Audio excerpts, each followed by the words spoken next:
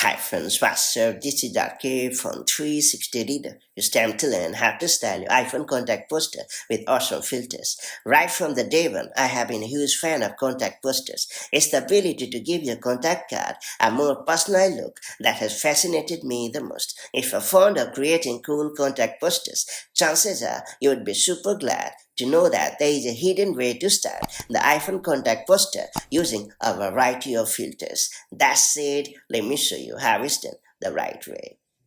First and foremost, open the Contacts app on your iPhone. Now tap on your contact card to proceed.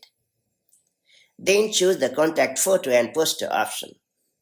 Next up, tap on the Edit button below your current contact poster. Next up, you can swipe to find the preferred poster that you would like to customize. And after that, tap on the Customize button at the bottom. Then choose Poster in the pop-up menu.